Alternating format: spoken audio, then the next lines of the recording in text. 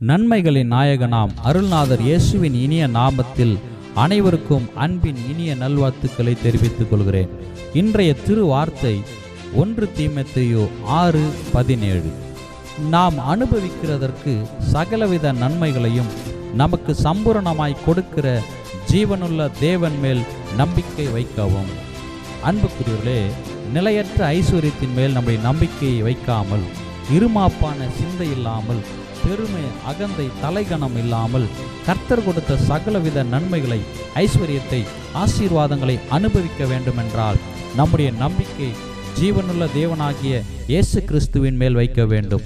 இயேசு ஒருவரே சாவாமை உள்ளவர், ஏக சக்கராதிபதி, ராஜாதி ராஜா, கர்த்தாதி கர்த்தா, எல்லாவற்றை கொடுத்தவரை மறந்து, படைத்தவரை மறந்து, எல்லா நன்மைக்கும் ஊற்றுக்காரனராகியவரை மறந்து, கண்ணியிலும் சோதனையிலும் கேட்டிலும் அழிவிலும் அமிழ்ந்து மதிகேடும் பலவிதமான இச்சைகளிலும் விழுந்து போகிறார்கள். காரணம், ஐஸ்வர்யத்தின் மயக்கம், உலக காரியங்கள். பணம் எல்லாருக்கும் தேவை, ஆனால் பண ஆசை இருக்கக்கூடாது.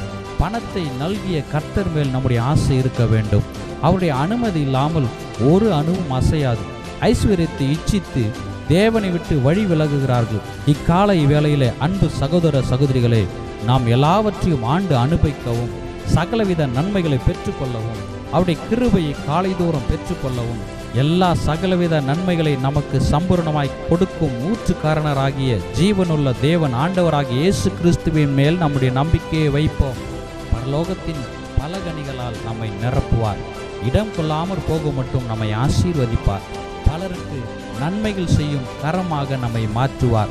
நற்கிரியைகள் செய்யும் கரங்களாக நம்மை மாற்றுவார். நித்திய ஜீவனை பற்றி கொள்ளும் சுதந்திரவாளிகளாக நம்மை மாற்றுவார், ஆசீர்வதிப்பார், உயர்த்துவார். ஆமென்.